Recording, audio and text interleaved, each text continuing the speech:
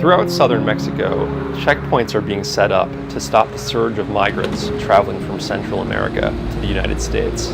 It's a push to show the country will make good on a deal to avoid U.S. tariffs. A partir del día de hoy estaremos trabajando. Today, Mexico's foreign minister repeated plans to send 6,000 members of a newly formed National Guard to areas known to be migrant routes. In coordination with federal police, immigration officials now appear to be adopting a more aggressive approach toward migrants entering through Mexico's southern border. This is one page of a very long and very good agreement for both Mexico and the United States.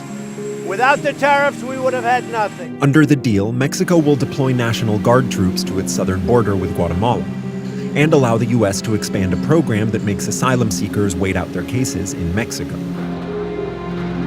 President Trump threatened Mexico with tariffs if it didn't enforce its borders.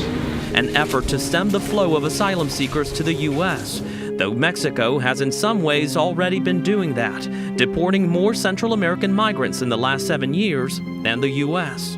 The Trump administration is planning to expand the policy known as Remain in Mexico. The plan is facing several legal and logistical hurdles.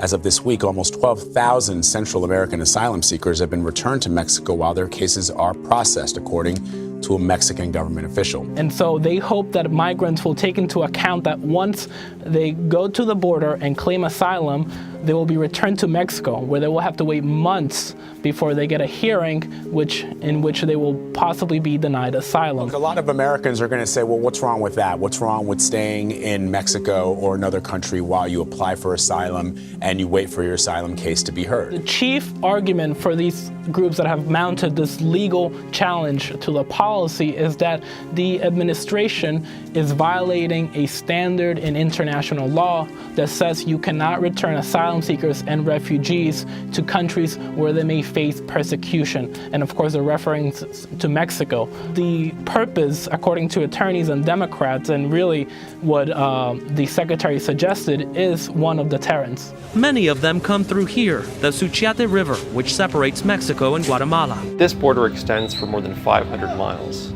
It's porous, with vast stretches of unpatrolled rivers, mountains, and jungle. While the agents inspect minibuses, rafts full of Guatemalans continue to float across the Suchiate River to Mexico. The real question is, how will the government prevent those migrants from coming across this porous border?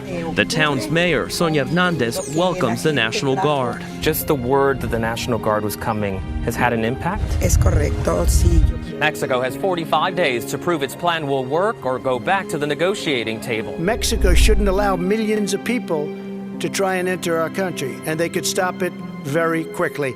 And I think they will. And if they won't, we're going to put tariffs on.